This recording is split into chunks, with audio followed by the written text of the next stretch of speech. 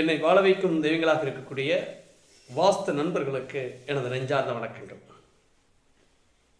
வாஸ்துல மிக மிக மோசமானது, மிகப்பெரிய பாதிப்பு கொடுக்கிறது.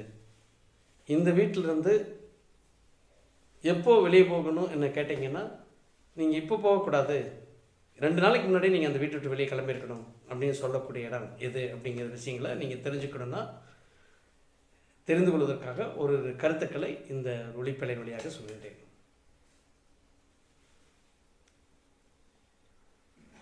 நிறைய இடங்களில் அது மாதிரி ஓரிரு இடங்கள் நம்ம பார்த்துருக்குறோம். என்னை ரொம்ப உலுக்கிய ஒரு இடம், பாதித்த ஒரு இடம் என்று சொன்னால், கடந்த வாரங்களில் ஒரு இடத்திற்கு வாஸ்து பயணமாக சொல்கின்றேன். அது சார்ந்த ஒரு பதிவு உங்களுக்காக.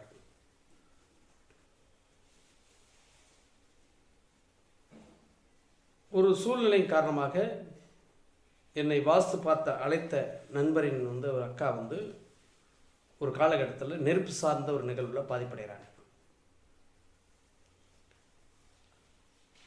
அந்த பிரச்சனை அவங்க அந்த குடும்பத்தில் இருக்கக்கூடிய நபர்களை, அவங்களுடைய அப்பா அம்மாவை ஒரு உலுக்கி விட்டதுதான் சொல்லணும்.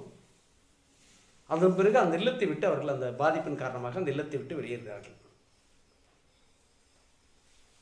1 வருடம் 1.5 வருடமாக அங்கே வேறு இடத்துல வாழ்ந்து வரும் பொழுது மீண்டும் ஒரு நிகழ்வு அவர்களுக்கு நடக்கிறது. ஒரு சூழ்நிலை, பாதிக்கக்கூடிய சூழ்நிலை, உறவு சார்ந்த நிகழ்வில் அவருடைய தம்பி ஒரு விபத்தில் மாட்டிக்கொள்கிறார்.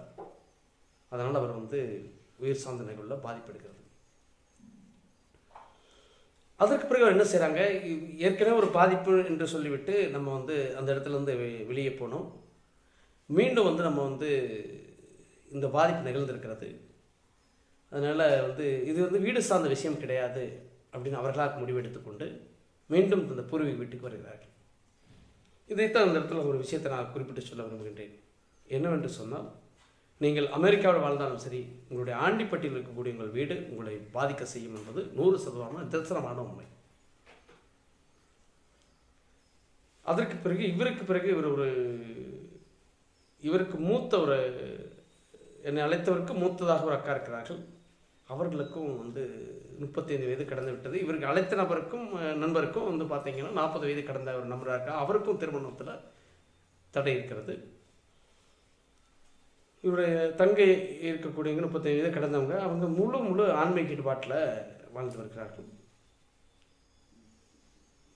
இறை வழிபாடில் இப்போ இறை வழிபாடு என்பது கூட, அதீத இறை வழிபாடு என்பது கூட ஒரு மனம் சார்ந்த பிரச்சனை என்று தான் அந்த இடத்துல சொல்வேன்.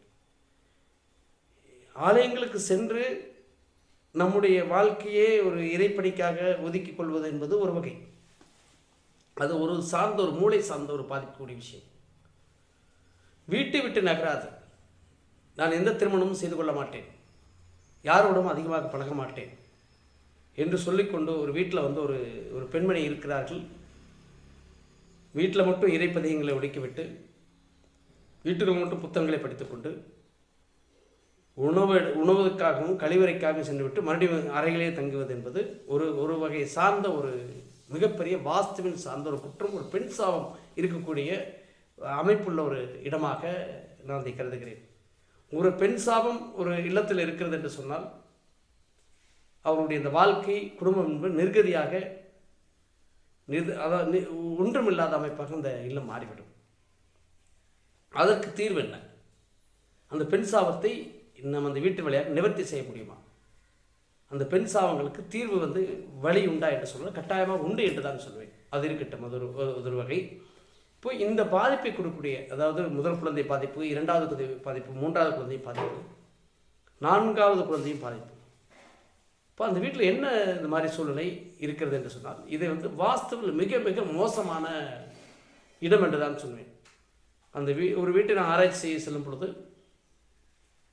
ஒரு வீட்டில் வடகிழக்கு சார்ந்த படியமைப்பு, வடகிழக்கு சார்ந்த உயரம், கிழக்கு பகுதியில் உயரமான கட்டிடங்கள், மாடியில் மேற்கு பகுதியில் கட்டிடங்கள் இல்லாமல் இருப்பது, தென்மேற்கு பகுதியில் கழிவறை அமைத்திருப்பது, தரைத்தளத்தில் தெற்கு சார்ந்த பகுதியை ஒரு ஓப்பன் செய்து விட்டிருப்பது, தென்மேற்கில் வழி ஏற்படுத்தி அந்த வழி என்பது கழிவறைக்கு செல்லக்கூடிய வழியாக இருப்பது, இந்த மாதிரி கிழக்கு புறத்தில் காங்கிரீட் வீடு கட்டியிருப்பாங்க, மேற்கு புறத்தில் அட்டை அமைப்பு ஏற்படுத்தியிருப்பது, இந்த மாதிரி ஒரு அமைப்பு ஒரு வீட்டில் இருக்குன்னு சொன்னால்,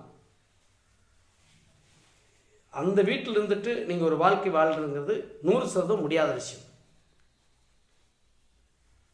ஒரு ஜேசிபி இயந்திரத்தை கொண்டு வந்து தரமட்டமாக்கிவிட்டு